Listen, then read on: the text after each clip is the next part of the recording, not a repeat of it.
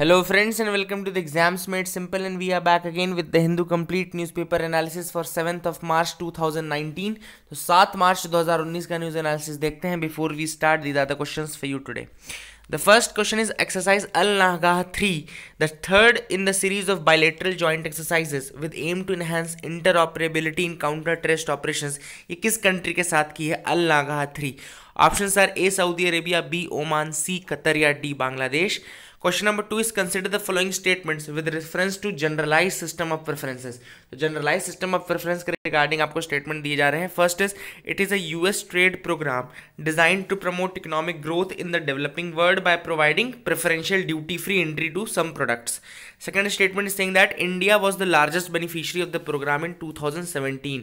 Okay, with the US dollar 5.7 billion in imports to the US given duty free status. तो आपको बताना है कि क्या क्या स्टेटमेंट सही है, वन ओनली या टू ओनली, बोथ या नन. क्वेश्चन नंबर 3 जो है आपका वो एक रिटर्न क्वेश्चन मैंने दिया है आज. You have to write that to what is criminal defamation and whether it should be removed or not. Criminal defamation क्या होता है एंड क्या इसको रिमूव करना चाहिए या नहीं करना चाहिए.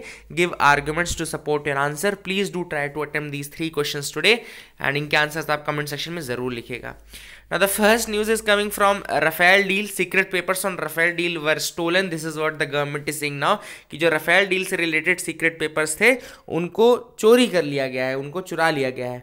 एंड पहले जब सुप्रीम कोर्ट की हियरिंग हो रही थी देन गवर्नमेंट सेड दैट कि they did not want to disclose it for the sake of national security. तो नेशनल सिक्योरिटी के नाम पे पहले जो चीज़ डिस्क्लोज की गई थी आज वही चीज़ चोरी हो गई है and now that is open in to the public domain. And Supreme Court के सामने उन्होंने कहा है कि सेंसिटिव इन्फो जो है वो पब्लिक डोमेन में है, पेपर चोरी हो गए हैं. So all these things are a little bit they seem to be little bit fishy and all. But अभी देखते हैं आगे क्या होता है, किस तरीके से और क्वेश्चनिंग होती है. Now they are questioning the Hindu also. तो न्यूज़पेपर द हिंदू जिसने की रिपोर्टिंग की, सीक्रेट रिपोर्टिंग की, उसके ऊपर उन्होंने बहुत सारे सवाल उठा दिए हैं. And they are saying that कि they will file a case against the Hindu की उनको कहाँ से वो सारे इन्फॉर्मेशन मिली है. और जो एन राम है, जो चेयरमैन है हिंदू पब्लिशिंग ग्रुप के, उन्होंने कहा है कि they will not be disclosing the confidential info कि कहाँ से उनको ये चीज़ मिली है. They have not stolen the paper. उन्होंने पेपर चोरी करके नहीं किया है, but they have done this through investigative journalism. तो उन्होंने इन्वेस्टिगेटिव जर्नलिज्म की बात यह है कि अगर इन्वेस्टिगेटिव जर्नलिज्म गलत है तो फिर आप जो चाहे वो सज़ा दे सकते हैं. अदरवाइज हमारा काम है सच लोगों के सामने लाना and we will keep doing that. This is what the Hindu has responded to the attorney general's that threat. Okay, उसके बाद उन्होंने ये चीज़ कही है कि हम इन्वेस्टिगेटिव जर्नलिज्म कर रहे हैं and our work is to provide information to the people. जो पब्लिक हमको पढ़ रही है उनको सच जानने का अधिकार है and this is what we are doing. Okay, so ये काफ़ी इंपॉर्टेंट न्यूज़ आइटम है. आगे जाके और ज़्यादा ट्विस्ट एंड टर्न इसमें होने वाले हैं एंड देखते हैं क्या होता है इसके बाद, क्या निकलता है नतीजा अंतिम में. But still it seems to be little bit fishy. Now the next news is coming that Indian Museum of Natural History बनाया जाएगा. There will be a Indian Museum of Natural History and from dinosaur fossils to pre-human skulls. तो जैसे कि जो भी geological और palaeontological specimens हैं, okay, country के जो भी जियोलॉजिकल और पैलेंटोलॉजिकल स्पेसिमेंस हैं उनको रखने के लिए कोई अपने पास अभी म्यूजियम नहीं है प्रॉपर. मतलब कि वो सारा स्कैटर्ड है, they are scattered at different places. तो याद रखिएगा these two evidences are there, geological and palaeontological specimens. तो जो पैलेंटोलॉजिकल स्पेसिमेंस हैं वो डायनासोर और इन सबसे रिलेट करते हैं. फॉर एग्जांपल अगर आपने फ्रेंड्स देखा है, if you have seen the series friends, उसमें जो रॉस रहता है ही इज़ अ पैलेंटोलॉजिस्ट, है ना, तो काफ़ी फेमस है. एंड वही है कि डायनासोर्स के जितने भी फॉसिल्स और ये सारी चीज़ें वो पैलेंटोलॉजी के अंदर आते हैं. ओके, एंड जो भी जियोलॉजिकल एविडेंसेस हैं, all these which are rare specimens जो कि काफ़ी कुछ इन्फॉर्मेशन दे सकते हैं, they need to be conserved. उनको कंजर्व करने की ज़रूरत है और इसके लिए गवर्नमेंट प्लान कर रही है कि एक अर्थ म्यूजियम बनाने का. The name given is earth museum. Okay, जो Indian museum of natural history हम देख रहे हैं ना उसको अर्थ म्यूजियम कहा जाएगा and this will be modelled on the American museum of natural history. Basically American museum of natural history है या फिर उसको स्मिथसोनियन म्यूजियम बोलते हैं, Smithsonian museum in the United States. Okay, तो Smithsonian museum, American museum of natural history, उसी के तर्ज पे इसको मॉडल किया जाएगा. इसका नाम रहेगा earth museum. Okay, and it will be an earth museum, Indian museum of natural history आप बोल सकते हैं। तो इसको सेटअप किया जाएगा, जो भी लोकेशन है प्रॉपर नहीं आई है, but it will be set up as a public private partnership and located somewhere in Delhi, Noida या गुड़गांव। तो दिल्ली, नोएडा, गुड़गांव रीजन में इसको सेटअप किया जाएगा, अब कहीं पे भी हो सकता है। और इसका जो रहेगा वो अर्थ म्यूजियम रहेगा या फिर Indian museum of natural history, and it will be modelled on the American museum of natural history या Smithsonian museum of the United States. Okay, तो स्मिथसोनियन म्यूजियम कहाँ का है? यूनाइटेड स्टेट्स का, ये भी आपको याद रखना जरूरी है। अब ये जो डिसीजन लिया गया था बेसिकली वो prime minister science technology and innovation advisory council ने लिया था, STIAC। अगर PM STIAC कोई पूछे आपसे क्या होता है, तो basically it's a science technology and innovation advisory council. तो अगर आपसे कोई पूछे कि ये PM STIAC जो रिलेटेड है वो किस फील्ड से रिलेटेड है, तो science and technology and innovation advisory council. Okay, तो this is another fact which you need to remember. So ये सारे news items from the front page, ये जानना जरूरी था। यहाँ पे नियमगिरी का नाम आया था, now the Niyamgiri activist Lingaraj Azad has been arrested. तो नियमगिरी हिल्स के बारे में आपको बताता हूँ। नियमगिरी हिल्स कहाँ पर है? पहला fact, it is located in Orissa. अगर आपसे कोई पूछे कि नियमगिरी हिल्स कहाँ लोकेटेड है, तो आपको दिमाग में रखना है कि ये उड़ीसा में लोकेटेड है। एंड यहाँ पे एक कम्युनिटी बहुत ज़्यादा फेमस है। Okay, it is in Kalahandi, and ये बहुत ज़्यादा इंपॉर्टेंट एक कम्युनिटी यहाँ पे रहती है, जो ट्राइबल कम्युनिटी है, जिसका नाम है डोंगरिया खोंड। ओके, तो उड़ीसा की community, very famous community Dongria Khond is there. And Dongria Khond जो थे, उन्होंने अपने अधिकारों की लड़ाई की थी, और यहाँ पे जो माइनिंग रिलेटेड वर्क थे नियमगिरी हिल्स में, माइनिंग रिलेटेड वर्क्स, ओके, तो उनको रोकने का काम किया था। Okay, they are activist tribals. इन्होंने नियमगिरी हिल्स में mining related, bauxite mining related जो काम थे उनको रोका था। और बेसिकली यहाँ पे जो आपको फैक्ट याद रखना है कि नियमगिरी हिल्स कहाँ पर है, आपका ये उड़ीसा में है। और दूसरा फैक्ट जो मैंने बताया कि कौन सी कम्युनिटी रहती है, ट्राइबल कम्युनिटी, तो Dongria Kondh. Okay, Dongria Kondh community is there. These are the important facts which you need to remember in this news item. Okay, now we can move to the next news item, आगे की तरफ move करते हैं। You can also move with me, these are the advertisements, इनको पढ़ने की जरूरत बिल्कुल नहीं है। ओके, तो we can skip these items. Monkey fever virus found in samples इन हसन। तो मंकी फीवर कई बार न्यूज़ में आ गया, लेकिन फिर से मैं एक बार बताता हूँ जिन्होंने पहली बार देखा हो। मंकी फीवर को बोलते हैं Kyasanur forest disease. Monkey fever is also known as Kyasanur forest disease. And अब देखो, मैं इसमें 2-3 चीज़ें बताता हूँ जो नहीं लिखी हुई हैं और जो शायद मैंने नहीं बताई होंगी। तो एक चीज़ बताता हूँ कि there has not been any case of human to human transmission. Okay, याद रखिएगा, ह्यूमन टू ह्यूमन कॉन्टैक्ट से अभी तक कोई ये डिसीज़ फैली नहीं है। सो this is another very important fact. Okay, ऐसा कोई केस नहीं मिला जिसमें ह्यूमन टू ह्यूमन ट्रांसमिशन हो। जनरली जो ट्रांसमिशन होता है वो एक टिक के काटने से, TIC के, एक टिक के काटने से होता है। ये याद रखिएगा कि जब वो टिक किस में होता है, आपके एनिमल्स में, और कुछ रैट्स में मिल सकता है, या आपको मंकीज़ में मिल सकता है। तो बेसिकली इनमें जो टिक्स रहते हैं, उन टिक्स के काटने के कारण ये चीज़ हमको फैलती है, डिसीजेस फैलती हैं। Okay, so animals are the carrier, ज़्यादातर एनिमल्स कैरियर रहते हैं। स्पेशली स्टार्टिंग जब हुई थी तो मंकीज़ से हुई थी, तो that is the reason why it is also known as monkey fever. और इसको क्यासानूर फॉरेस्ट डिसीज़ क्यों बोलते हैं? Because it was started in the Kyasanur forest of Karnataka. Okay, तो क्यासानूर जो फॉरेस्ट है वो आपके कहाँ पर है? वो आपके कर्नाटका में है, वहीं से ये डिसीज़ का आगाज हुआ था। Therefore it is also known as Kyasanur forest disease या फिर मंकी फीवर। और ये जो होता है ये टिक्स के थ्रू होता है, ये मैंने बता दिया है, कुछ टिक्स के थ्रू ये फैलना शुरू करता है। तो उसके टिक्स के बाइट के बाद ये स्टार्ट होता है। These are the facts which you need to remember regarding this monkey fever या Kyasanur forest disease. Now we can move to the next news item, आगे की तरफ मूव करते हैं। यहाँ पे एक पेंच रिजर्व का नाम है। तो मैंने पहले ही बताया कि पेंच टाइगर रिजर्व जो है बेसिकली वो आपका मध्य प्रदेश और महाराष्ट्र के बॉर्डर में आता है। ओके, तो पेंच याद रखिएगा, मध्य प्रदेश महाराष्ट्र के बॉर्डर में, लेकिन MP का आप बोल सकते हैं पेंच रिजर्व है। That is very important. Okay, now let's move to the next pages. इस पेज में काफ़ी न्यूज़ रहती है हमेशा। Now ministry plugs loophole that allowed plastic waste import. अब रिसेंटली एक द हिंदू ने न्यूज़ निकाली थी जिसमें बताया गया था कि PET जो प्लास्टिक्स है, ओके, उनका बहुत ज़्यादा इंपोर्ट इंडिया में हो रहा है। जो वेस्ट प्लास्टिक है, waste plastic is coming into India from China, Taiwan, इन कंट्री से बहुत ज़्यादा स्क्रैप या वेस्ट प्लास्टिक हमारे इंडिया में आता है। Okay, this was the news given in the Hindu. India is the 10th largest importer of plastic scrap after China and Hong Kong. याद रखिएगा, इंडिया जो है 10th लार्जेस्ट इंपोर्टर है प्लास्टिक स्क्रैप का after China, Hong Kong, Netherlands, Germany, US, Belgium, Malaysia, Canada, Austria and Taiwan. इन countries के बाद India जो है 10th लार्जेस्ट इंपोर्टर है प्लास्टिक स्क्रैप का। अब देखो बहुत ज़्यादा ग्रोथ हुई है प्लास्टिक वेस्ट में भी, इंडिया में बहुत ज़्यादा प्लास्टिक वेस्ट में भी ग्रोथ हुई है और इंपोर्ट में भी बहुत ज़्यादा ग्रोथ हुई है। और इंडिया का जो मैस एनुअल कंजम्पशन है प्लास्टिक का वो बहुत ज़्यादा राइज कर गया है, from 12 million tons to 20 million tons. Okay, तो 12 मिलियन टन से बढ़ करके 20 मिलियन टन तक का इंडिया का एनुअल प्लास्टिक कंजम्पशन बढ़ चुका है। एवरेज पर कैपिटा कंजम्पशन जो प्लास्टिक का इंडिया में है वो 11 kgs है, और ये भी याद रखने वाली बात है। और अब देखो ये सारी चीज़ें बताने के बाद मैं एक चीज़ आपको बताता हूँ कि solid plastic waste has been prohibited from import into the country.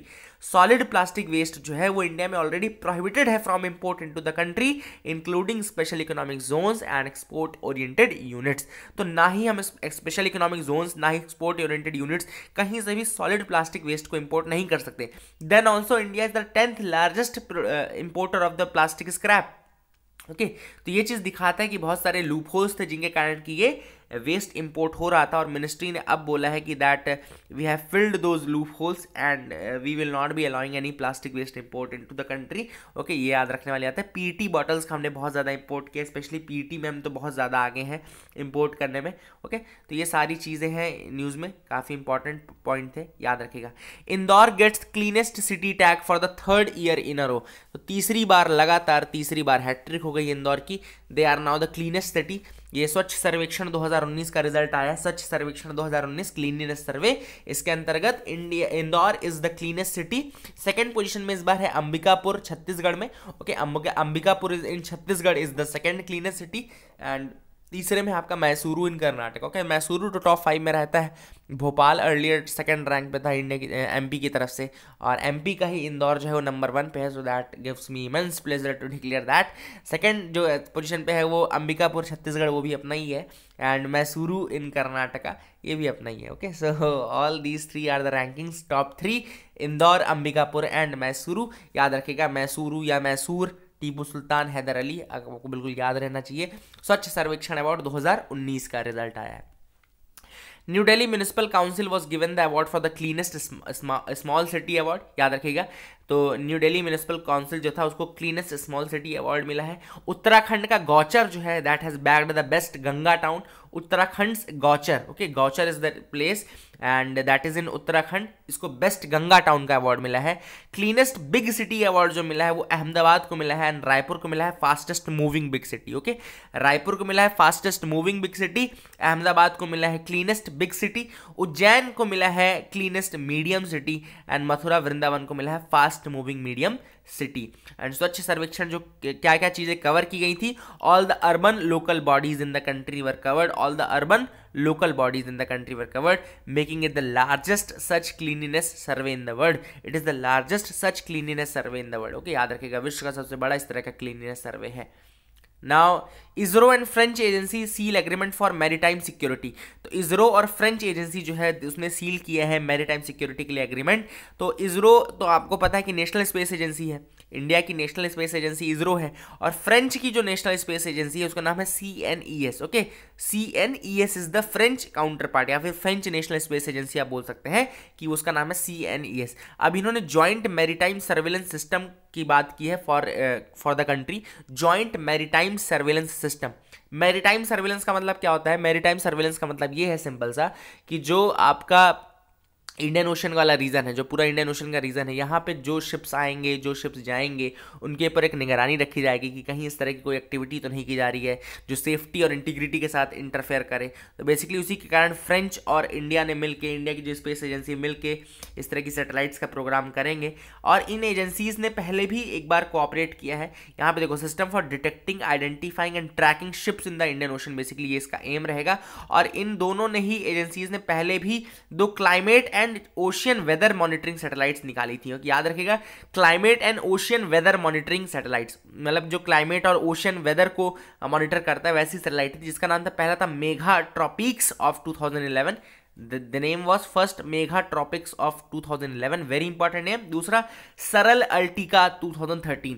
तो एक 2011 में इन्होंने कोलैबोरेट किया था क्लाइमेट और ओशन वेदर मॉनिटरिंग सैटेलाइट में, जिसका नाम था मेगा ट्रॉपिक्स ऑफ 2011, एंड सरल अर्टिका दिस वाज 2013। ओके, तो ये दोनों जो है वो क्लाइमेट और वेदर मॉनिटरिंग से रिलेटेड थे। अब जो ये है ये मैरीटाइम सर्वेलेंस से रिलेटेड है। और ये और ज़्यादा लॉन्च किया जाएगा इसके साथ ओशियन सैट 3 आर्गोज मिशन। ओके, 2020 के तक ओशियन सैट 3 आर्गोज मिशन भी लॉन्च किया जाएगा, जो कि एक अर्थ ऑब्जर्वेशन सैटेलाइट मिशन रहेगा। तो ये सारी चीज़ें इंडिया और फ्रेंच के साथ मिलकर कर रहा है, इंडिया फ्रांस के साथ मिलकर कर रहा है। यू शुड रिमेंबर दिस, ताकि आपको अगर इंडिया फ्रांस के रिलेशनशिप पे लिखने के लिए आए तो वहाँ पर आपके पास काफ़ी आर्ग्यूमेंट रहे। प्लस अगर आपके पास पूछे क्वेश्चन कि सरल अर्टिगा किसके साथ इंडिया ने बनाया, तो फ्रेंच के साथ बनाया है। मेगा ट्रॉपिक्स इंडिया ने किसके साथ बनाया है, तो फ्रांस के साथ बनाया है। Poorest of the poor and uneducated women left behind in ICDS। Okay, तो ICDS जो कि जिसका फुल फॉर्म है इंटीग्रेटेड चाइल्ड डेवलपमेंट स्कीम। अब देखो बेसिकली क्या है, आंगनवाड़ी सर्विसेज और ये सारी चीज़ें मुहैया कराई जाती है। There are nearly I think 6 anganwadi services which are being provided under this integrated child development scheme. और किसको किसको प्रोवाइड की जाती है मैं आगे आपको बताता हूँ। लेकिन जो अभी रिपोर्ट आई है WHO की, एक WHO ने पेपर पब्लिश किया, उसमें बताया कि जो पुअरेस्ट ऑफ द पुअर हैं and those who are the uneducated mothers, इनको ये सुविधाएं नहीं मिल पा रही हैं। Means poorest of the poor and uneducated womens are not getting this. जो मोस्ट डिजर्विंग है उन्हीं को ये सुविधाएं नहीं मिल पा रही हैं। नाउ ICDS जो कि इंटीग्रेटेड चाइल्ड डेवलपमेंट स्कीम होती है, इसके अंदर 6 सर्विसेज प्रोवाइड की जाती है। There are 6 services which are being provided under this. जैसे कि चाइल्ड केयर, देखो क्या होता है, आंगनवाड़ी सेंटर्स होते हैं, चाइल्ड केयर सेंटर्स होते हैं, जहां पे यंग चिल्ड्रन जाते हैं, प्रेग्नेंट वुमेन जाती हैं, लैक्टेटिंग मदर्स जाती हैं। ओके, 3 ग्रुप है जो कि बेनिफिट कर लेते हैं ICDS का। यंग जो चिल्ड्रन होते हैं, दूसरा प्रेग्नेंट वुमेन जो होती हैं, लैक्टेटिंग वुमेन मदर्स जो होती हैं। ओके, तो ये 3 ऐसी ग्रुप हैं जिनको मेन इसमें आपको सुविधाएं मिलती हैं, सर्विसेज मिलती हैं। अब सर्विसेज कौन कौन सी हैं? बेसिकली सर्विसेज हैं न्यूट्रिशन की, रेफरल सर्विसेज की, immunization, health checkup, pre school non formal education and health and nutrition education. Okay, तो ये सर्विसेज प्रोवाइड होती है इन आंगनवाड़ी सेंटर्स में या फिर जो चाइल्ड केयर सेंटर्स होते हैं वहाँ पे ये health checkup, pre school non formal education, health nutritional educational, then referral services, supplementary nutrition, immunization, ये सारी सर्विसेज प्रोवाइड की जाती हैं वहाँ पे। ओके, और इस प्रोग्राम के अंतर्गत जो महिलाएं हैं जो कि अनएजुकेटेड हैं और जो पुअरेस्ट ऑफ द पुअर हैं, उनको ये सर्विसेज ज़्यादा नहीं मिल पा रही हैं। This is what WHO is saying. तो उनको ये पहुंचाना ज़्यादा ज़रूरी है क्योंकि वो मोस्ट डिजर्विंग है। और बाकी आपको ICDS का आइडिया मैंने लगा दिया कि कौन कौन सी सर्विसेज हैं और कौन कौन से ग्रुप है जिनको बेनिफिट मिलता है। ओके, तो ये आपको दिमाग में रहेगा ही। Let's come to the editorial section, back to life. Basically this article is on why we should not have death penalty. Okay, जैसा आज का क्वेश्चन मैंने आपको दिया ना कि क्रिमिनल डिफेमेशन नहीं होना चाहिए, वैसे ही दूसरा एक यक्ष प्रश्न है कि क्यों डेथ पेनल्टी नहीं होनी चाहिए। There should be death penalty और देयर शुड नॉट बी। तो ये भी एक यक्ष प्रश्न ही है जिसका जवाब अभी भी लोग ढूंढ रहे हैं, डिस्कस कर रहे हैं। ओके, ना अभी रिसेंटली सुप्रीम कोर्ट ने रिलीज किया है कुछ नोमैडिक ट्राइब मेंबर्स को जो डेथ रो में थे, देवर डेथ रो कन्विक्ट्स, और बाद में पूरी जांच के बाद पता चला कि उन्होंने वो क्राइम किया ही नहीं था, तो उनको बिल्कुल एक्विट किया गया। लगभग 16 साल उन्होंने जेल में बिता दी, उसके बाद उनको छोड़ा गया for the crime which they have not committed and for the crime for that same crime they were given death penalty. ये भी बात थी। तो ये एडिटोरियल, ये जो केस है अपने आप में, ये ऑथर का कहना है कि ये जो केस हुआ रिसेंटली सुप्रीम कोर्ट ने एक्विट किया, और ये अपने आप में गवाही दे रहा है कि why we should not have death penalty, क्योंकि इस तरीके के जो इनोसेंट लोग हैं, जो काम जो नहीं किए हैं, उनको भी सज़ा मिल जाती है। एंड कई बार ऐसा रहता है कि there is a error in the judgment also. And error in the judgment, देखो वो छोटी सी गलती, चलो आपने तो बोल दिया एरर इन द जजमेंट है, लेकिन सामने वाले की तो पूरी ज़िंदगी चली गई ही है। उसको तो अगर सपोज लो इन 6 लोगों को भी अगर मान लो सबको फांसी पे चढ़ा दिया जाता, तो कहीं ना कहीं बाद में अगर पता भी चलता कि ये इन्होंने काम नहीं किया था, तो what would have been the benefit of that, तो वो लोग तो चले जाते। तो बेसिकली ऑथर का आर्गुमेंट यही कि कई बार एरर इन जजमेंट हो जाती है, उसकी सज़ा उन लोगों को नहीं मिलनी चाहिए जो लोग कन्विक्ट किए गए हैं, क्योंकि हर बार हर चीज़ ज़रूरी नहीं कि सब चीज़ सही ही हो, जो दिख रहा है वही हो, है ना। एंड इसी तरीके से रिसेंटली बहुत सारे केसेस हुए हैं जिसमें रिव्यू पिटीशन के बाद उनको पता चला है कि इन्होंने केस नहीं किया था, उनको फिर बाद में छोड़ा गया है। Now what are the arguments against the death penalty? First is that in a system that many say favours the affluent and influential. India में देखो जो सिस्टम है वो आज भी ऐसा है कि जो इन्फ्लुएंशियल लोग हैं उनको फ़ायदा मिलता है। जैसे पुलिस भी है, तो अगर कोई बहुत इन्फ्लुएंशियल लोग हैं वो पैसा देकर अपना काम करवा लेते हैं, और जो इन्फ्लुएंशियल लोग हैं उनको ज़्यादा सजाएं नहीं मिलती हैं। Salman Khan is the prime example of that कि कि बाकी अगर नॉर्मल इतना भी केस नहीं होता तो भी जेल में होते, लेकिन सलमान खान जी अभी भी बाहर हैं। ओके, सो ये सारी चीज़ें कहीं ना कहीं दिखाती है कि इन्फ्लुएंसर और जो एफ्लुएंट लोग हैं उनको काफ़ी ज़्यादा बेनिफिट मिलता है इंडिया के सिस्टम में। एंड इसीलिए क्या है कि इंस्टीट्यूशनल बायस है, जो कि social and economically weak group है, उसके अगेंस्ट इंस्टीट्यूशनल बायस है। मतलब कोई अगर फटे पुराने कपड़े पहना है और आप बोल दो किसने चोरी की है तो सब मान जाएंगे, बट अगर कोई सूट वूट में है, उसने चोरी की भी है और आपने बोल दिया कि इसने चोरी की है, तो कोई नहीं मानेगा। बेसिकली ये दिखाता है टेंडेंसी, है ना, कि हम कपड़ों से और किस तरीके से आदमी रह रहा है, वो गरीब है कि अमीर है, इससे डिसाइड करते हैं कि उसकी मोरालिटी कहाँ लाई करती है। And this is not the thing, this is not done. Okay, तो बेसिकली ऑथर का यही कहना है। सेकंड पॉइंट जो ऑथर ने दिया है, the manner in which rarest of the rare case principles is applied it raises doubt about the death penalty. तो रेयरेस्ट ऑफ द रेयर जो केसेस जिनके लिए बोलते हैं कि डेथ पेनल्टी लगेगी, वो भी क्लियर नहीं है। पहली चीज़ तो उनकी क्लियर बाउंड्रीज नहीं है, क्लियर फ्रेमवर्क नहीं है, और मतलब यही है कि अक्कड़ बक्कड़ बम्बे वाली जो प्रोसेस है वो फॉलो की जाती है कि है कि नहीं है, तो अक्कड़ बक्कड़ कर लिया और दोनों में जिस पे चोर निकल के भागा आ गया वही फिर रेयरेस्ट ऑफ द रेयर निकल आता है। तो basically that is another thing that raises doubt on the death penalties. तो ऑथर का कहना है कि ऐसा मैकेनिज्म आप फॉलो कर रहे हो कि वो अपने आप में बता रहा है कि इस तरह की चीज़ें नहीं होनी चाहिए। ना ऑथर ने अंतिम में यही कंक्लूड किया है कि इसके ऊपर दोबारा चेकिंग होनी चाहिए, और even the law commission that they have suggested that कि आपको डेथ पेनल्टी के ऊपर रीचेक करना चाहिए whether it should be there और नॉट, और वही सारी चीज़ें आपको अप्लाई करके अंतिम में डेथ पेनल्टी को रिमूव कर देना चाहिए। नाउ लीड एडिटोरियल आज हम डिस्कस नहीं करेंगे, डीएमके एआईए डीएमके के ऊपर है ये आर्टिकल, तो बिल्कुल हम द्रविडियन पॉलिटिक्स में इंटर नहीं करने वाले हैं, so we can leave that. Now a vigil space, very good article. इसमें मैंने इतना डिटेल में आपको बताऊंगा ये आर्टिकल कि आपको बहुत सारी चीज़ें समझ में भी आएंगी और मज़ा भी आएगा, है ना। क्यों मज़ा आएगा? क्योंकि अब ये तो इकोनॉमी का रिलेटेड टॉपिक है, और इकोनॉमी रिलेटेड टॉपिक मुझे लगता है मुझे ज़्यादा मज़ा आता है, क्योंकि उसमें ज़्यादा तो पता नहीं रहता लोगों को, और नई चीज़ें बहुत ज़्यादा रहती हैं जो उसमें सीखने को मिलता है। ओके, बाकी तो सब इंटेलेक्चुअल होता है, यहाँ पे थोड़ा फैक्ट मिलते हैं प्लस अपने आप को सीखने के लिए मिलता है। तो ये आर्टिकल जो था वो सेबी के नए रूल्स के ऊपर था for liquid mutual fund. Okay, तो लिक्विड म्यूचुअल फंड के ऊपर था। पहला question, what is liquid mutual fund? Okay, SEBI के बारे में कई बार बताया हूं कि 1988 में बनी थी, लेकिन जब बनी थी तो स्टैट्यूटरी नहीं थी। 1992 में सेबी एक्ट आया जिसका नाम है सेबी एक्ट 1992। उसके अंतर्गत इसको क्या बना दिया गया? उसके अंतर्गत इसको स्टैट्यूटरी बॉडी बना दिया गया, और ये क्वासी जुडिशियल बॉडी है जो कि आपको फाइन भी लगा सकती है, सारी चीजें कर सकती है। It's a quasi judicial body, तो याद रखिएगा सारे फैक्ट्स।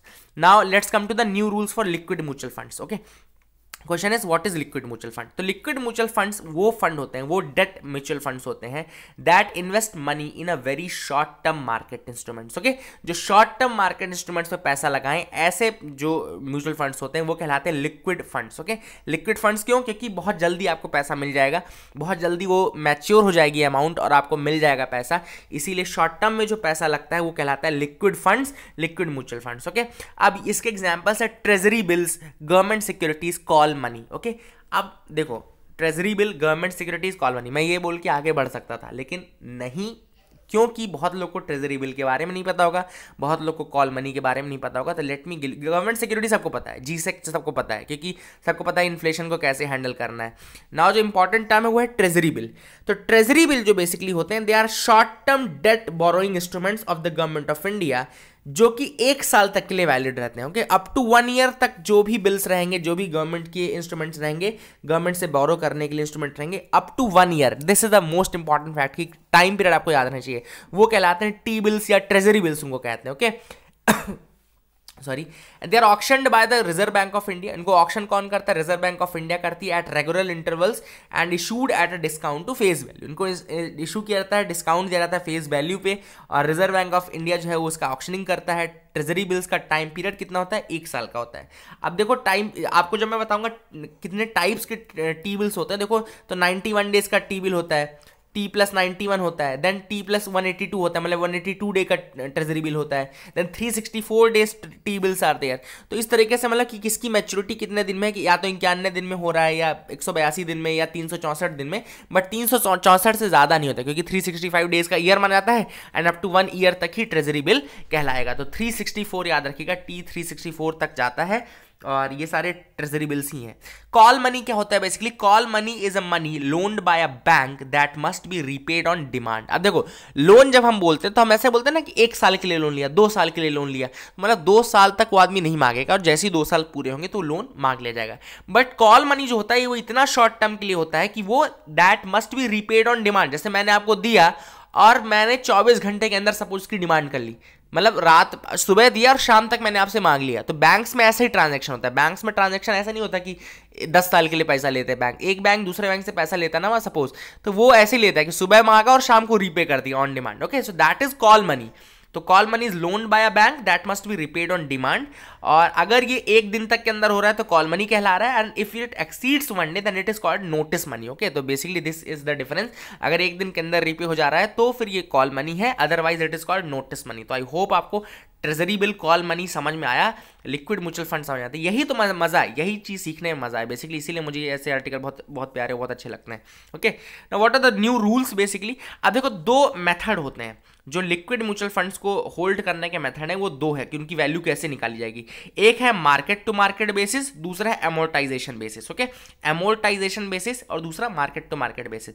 अब सेबी ने ये बोला है कि that liquid mutual fund holding debt securities with a maturity term of more than 30 days will have value to the securities on market to market values. Okay, उन्होंने ये कहा है कि 30 दिन से ज्यादा जिनकी मैच्योरिटी है, 30 दिन से ज्यादा जिनकी मैच्योरिटी है, वो मार्केट टू मार्केट बेसिस पे देखे जाएंगे, उनकी वैल्यू जो है वो मार्केट टू मार्केट बेसिस पे देखी जाएगी। ओके, मैंने बता दिया 2 मेथड है, मार्केट टू मार्केट और एमोर्टाइजेशन। अब मार्केट टू मार्केट क्यों ज्यादा अच्छा है? सेबी बोल रहा है कि it will lead to better and objective valuation of the securities. तो मार्केट टू मार्केट के बेसिस पे अगर हम करेंगे तो ज्यादा बेटर और ज्यादा ऑब्जेक्टिव वैल्यूएशन होगा, ज्यादा ऑब्जेक्टिवली हमको उसकी वैल्यू मिलेगी, उस सिक्योरिटी की जो वैल्यू रहेगी, और ज्यादा इन्वेस्टर्स को ज्यादा बेनिफिट होगा, क्योंकि मार्केट के बेसिस पे है तो इन्वेस्टर्स अगर मार्केट राइज पे है तो उनकी वैल्यू बढ़ जाएगी, उनको ज्यादा प्रॉफिट होगा। ओके, तो प्रॉब्लम क्या है इन रूल्स के साथ? Now what are the problems?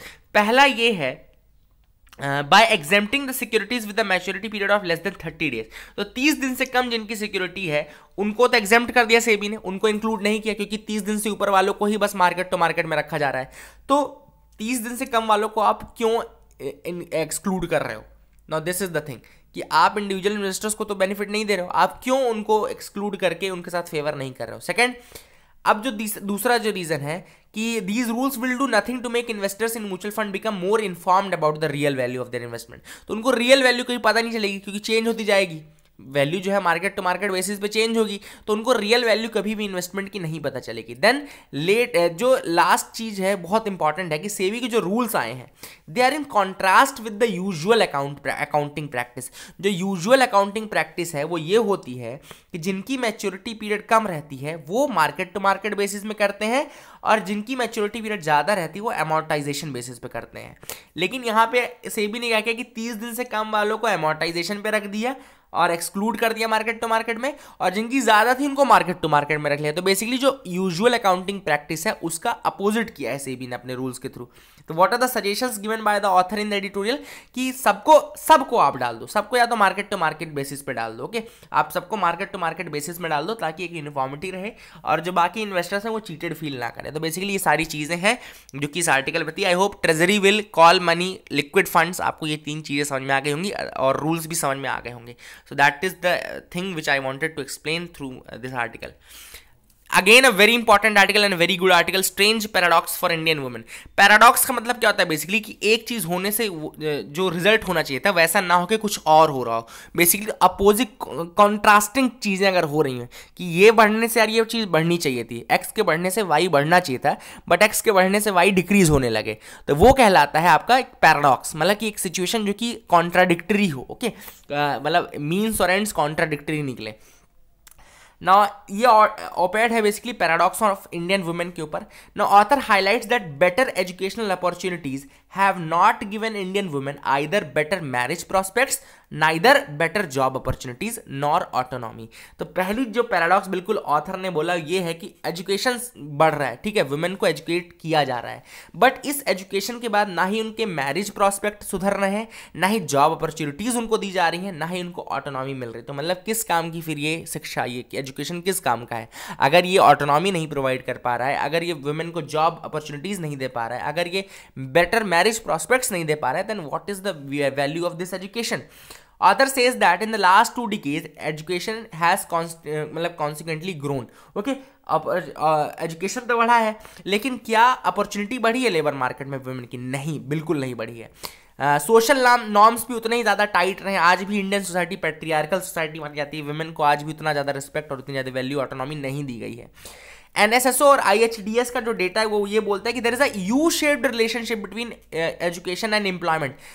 देखो कितना ज़्यादा डिफरेंस है वुमेन के केस में। There is a U shaped different graph on employment education of women, मतलब कि इलिटरेट वुमेन को ज़्यादा जॉब मिलता है वर्कफोर्स में और लिटरेट वुमेन को कम मिलता है। और दिस इज द थिंग, क्योंकि इलिटरेट वुमेन जो है वो आपके गांव में किसानी, खेती, इन सब में काम कर सकती है, बट लिटरेट वुमेन को जॉब अपॉर्चुनिटी ही नहीं है। वो किसानी, खेती करेगी नहीं, और हायर एजुकेशन जो एग्जाम्स हैं, जो वहाँ पे एम्प्लॉयर्स हैं, वहाँ पे बायसनेस है। तो इसलिए क्या होता है कि जो इलिटरेट वुमेन है they are getting more jobs and literate women they are not getting jobs. जैसे 10th 12th पास अगर कोई वुमेन है तो समझ लो वो किसी काम का नहीं, she will not be getting any job other than Asha, anganwadi, ANM worker, she can not get any other job. Okay, nurse बन सकती हैं, बस यही सारी चीज़ें कर सकती हैं, otherwise no office job can be given to them.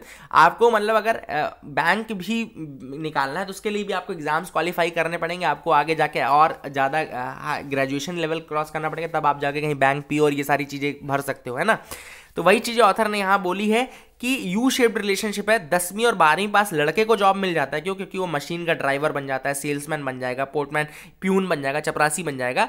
But women इस तरह से नहीं काम कर सकती, इसलिए वुमेन को जो हायर, जितना आप पढ़ोगे, पढ़ने वाली वुमेन्स को कम जॉब मिल रही है। इलिटरेट वुमेन तो चलो खेती किसानी कर रही है तो उनको वहाँ पे कम से कम जॉब मिल भी जाएगी, लेबर बन जाएंगे, वर्कर बन जाएंगे, अनऑर्गेनाइज सेक्टर में चले जाएंगे।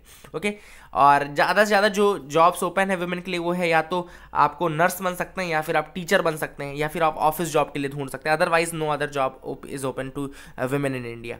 Then marriage is the only acceptable fate of a young women in India. मतलब जो लड़कियों का भविष्य होता है वो बिल्कुल ये मान्य रहता है कि अंतिम में बनी ये शादी के लिए, they are made for being married. अंततः उनका जो फाइनल, उनका अल्टीमेट एम रहता है वो शादी करना रहता है पेरेंट्स का। तो basically this is the thing कि इंडिया में अभी भी एक्सेप्टेबल फेट जो है यंग वुमेन का वो आज भी केवल मैरिज है। दैट इज द पैराडॉक्स, कि उनको पढ़ा भी रहे हो और अंतिम में उनको सोशल फ्रीडम, ऑटोनॉमी और ये भी नहीं प्रोवाइड कर रहे हो, तो मतलब वो एजुकेशन लेके क्या करेंगे भाई। Women's education does not seem to carry the same value in marriage जितना कि लड़कों का एजुकेशन और वैल्यू करता है। मतलब कि क्या होता है कि वुमेन हो सकता है कि ज़्यादा एजुकेटेड हो। अमेरिका में क्या होता है कि they marry with the same standard guys. Okay, तो उनको क्या रहता है कि सेम स्टैंडर्ड के लोग चाहिए। बट इंडिया में अभी भी सिस्टम ऐसा कि हो सकता है लड़की ज़्यादा एजुकेटेड हो, ज़्यादा पढ़ी लिखी हो, ज़्यादा आगे हो, बट उसको फिर ultimately because of that patriarchy and all उसको ऐसा सेटअप है कि उसके एजुकेशन की कोई वैल्यू नहीं की जाती है, और उसको हो सकता है कि ग्रेजुएट लड़की को 12th पास लड़के से भी शादी करा दें, है ना, और पोस्ट ग्रेजुएट को ग्रेजुएट के साथ शादी करा दें। तो इंडिया में ऐसा सिस्टम चलता है, they do not seem to carry the same value in the marriage. लड़कों के केस में ऐसा नहीं होता, लड़कों के केस में बहुत अलग चलता है। ओके, एंड उनकी ज़्यादा वैल्यू रहती है, तो उसका 12वीं पास की भी ज़्यादा वैल्यू है। And better education is not giving more autonomy to women. This is the thing. This is happening in India. This was a very good article. I think this is one of the best articles. बहुत ज़्यादा अच्छा article था और काफ़ी कुछ point आपको लिखने हैं. This reveals the true picture of India. Okay. And author concludes by hoping that in this season of election, some political party will also focus on women issues. तो कोई तो ऐसा होगा जो women issues पे फोकस करेगा, नहीं तो हिंदू तो है ही और हम लोग हैं ही डिस्कस करने के लिए. A fight for the forest basically article है on the Supreme Court's recent decision on evicting lakhs of Adivasis and forest dwellers जो फॉरेस्ट राइट्स एक्ट 2006 के अंतर्गत अपने राइट्स को प्रूफ नहीं कर पाए हैं, उनको रिमूव एविक्ट करने की बात सुप्रीम कोर्ट ने की थी, जिसके बाद में सेंटर ने बोला कि नहीं अभी इनको रिमूव मत करिए अभी, क्योंकि ड्यू प्रोसेस फॉलो नहीं किया गया था और इनको अवेयर भी नहीं किया गया था, इसलिए बहुत लोग अपने राइट्स को प्रूफ नहीं कर पाए हैं. एंड ऑथर का सजेशन बेसिकली ये है कि इंस्टेड ऑफ एविक्टिंग देम आप उनको पार्टनर्स बना सकते हैं इन द कंजर्वेशन प्रोजेक्ट, और वाइल्ड लाइफ को प्रोटेक्ट करने के लिए उनके साथ आगे बढ़ सकते हैं, hand to hand, shoulder to shoulder, एक साथ आप आगे बढ़ सकते हैं और उनको पार्ट बना सकते हैं ऑफ द कंजर्वेशन प्रोजेक्ट, और ये चीज़ें ऑथर ने सजेस्ट की हैं. Let's move to the next pages, आगे की तरफ मूव करते हैं, क्या न्यूज़ आई है. ओके सो ये तो पूरा राफेल के बारे में ये मैंने डिस्कस किया हुआ है, बाकी अभी कुछ आया नहीं है. अब बालाकोट की पिक्चर्स आई हैं, बालाकोट सैटेलाइट पिक्चर्स आई कि जो मदरसाज पहले बने हुए थे they are still there no major damage is evident to the main buildings. आप देख सकते हैं 6 ये एयर स्ट्राइक के बाद की फोटो है, 4 मार्च 2019 की फोटो है, और वो 2018 की फोटो है। तो the same madrasas are there, और वो सेम उसी तरीके से आज भी हैं। तो ये भी एक सैटेलाइट इमेज है जो कि प्लैनेट लैब इंक्लूसिव से निकाली गई है। ओके, सो अब देखिए आगे बढ़ते हैं, इसको आगे की तरफ देखते हैं क्या इंपॉर्टेंट न्यूज़ है। और तो कुछ ऐसा खास लग नहीं रहा मुझे अभी यहाँ पे। Okay, so no news item is there also. आप भी मेरे साथ बढ़ते जाइए, मैं बताऊंगा। IRDAI and NHA are forming a joint working group on Ayushman Bharat. तो अगर आपसे कोई पूछे कि आयुष्मान भारत पे भी रिसेंटली जॉइंट वर्किंग ग्रुप किसने बनाया, तो IRDAI, जिसका फुल फॉर्म है insurance regulatory and development authority of India, और दूसरा है NHA यानी कि नेशनल हेल्थ अथॉरिटी। अब NHA के बारे में एक चीज़ बता देता हूँ कि पहले ये नेशनल हेल्थ एजेंसी थी जिसको रिस्ट्रक्चर किया गया और कुछ पावर्स थी जो कि वहाँ पे दी गई, उनको और ज़्यादा दी गई, तब वो नेशनल हेल्थ अथॉरिटी बना, मतलब फंड डिसबर्स करने की पावर भी उनको दे दी गई थी। तो ये चीज़ अभी 2019 में हुई, जनवरी 2019 में हुई है, 2 जनवरी 2019 को इसको नेशनल हेल्थ अथॉरिटी बनाया गया, नेशनल हेल्थ एजेंसी से। Okay, now IRDAI is insurance regulatory and development authority of India. आपको पता है इंश्योरेंस सेक्टर का ये रेगुलेटर है, और इन दोनों ने जॉइंट वर्किंग ग्रुप बनाया ऑन आयुष्मान भारत। अब क्या करेंगे ये, they will recommend measures to help improve the implementation of this Ayushman Bharat scheme. यानी कि आयुष्मान भारत प्रधानमंत्री जन आरोग्य योजना को इंप्लीमेंट करने के लिए और क्या किया जा सकता है, क्या चीज़ इंप्रूव की जा सकती है। तो हेल्थ इंश्योरेंस के सेक्टर में पुअर के लिए क्या किया जा सकता है, गरीब लोगों के लिए क्या किया जा सकता है, उसके रिगार्डिंग ये जॉइंट वर्किंग ग्रुप बनाया गया है। याद रखिएगा, NHA national health authority plus IRDAI insurance regulatory and development authority of India. कल मैंने इसके बारे में आपको पूरी चीज़ बताई थी। Okay, and this joint working group will also define hospital infrastructure, क्या फैसिलिटीज़ नीडेड है, क्या कैपेसिटी होनी चाहिए डॉक्टर्स की, क्या क्या चीज़ें उनको आनी चाहिए, ये सारी चीज़ें भी ये वर्किंग ग्रुप देखेगा। India has the cheapest mobile data in the world. Basically Jio के आने के बाद इंडिया का जो डेटा है, mobile data, that is cheapest in the world. और 1 GB इंडिया में जो कॉस्ट होती है वो 18.5 रुपीज़ हो रही है इस समय, यानी कि $0.26। और वही चीज़ अगर ग्लोबल एवरेज देखा जाए तो $8.53 है। This is the global average, और इंडिया में केवल $0.26 होती है। India is the cheapest mobile data in the world. So this is the news that is coming. Okay, यहाँ बाकी स्पोर्ट्स सेक्शन है, we can spare that. And Ajax और Real Madrid की हाईलाइट देख लेना, बहुत प्यारा मैच था, 4-1 से हारा है। And Toyota and Japan space agency are planning a moon mission. तो टोयोटा, आप सबको पता है टोयोटा एक ऑटो मेकिंग कंपनी है, दैट इज़ वेरी इंपॉर्टेंट। ये आपको बताना है किस कंट्री की है। ओके, टोयोटा किस कंट्री की है ये आपको बताना है। And Toyota is teeming up with Japan space agency. Okay, JAXA के साथ ये कोलैबोरेट करी, जिसको जापानीज एयरोस्पेस एक्सप्लोरेशन एजेंसी बोलते हैं। Now they are teaming up for a moon mission. Okay, वो टीम अप किसके लिए कर रहे हैं, एक मून मिशन के लिए। मतलब कि जो टोयोटा है they will develop a lunar rover. Okay, तो टोयोटा क्या करेगा, एक लूनार रोवर डेवलप करेगा। And it will be the car manufacturers full first fledged entry into the space exploration. पहला फुल फ्लेज्ड एंट्री होगा स्पेस एक्सप्लोरेशन के लिए।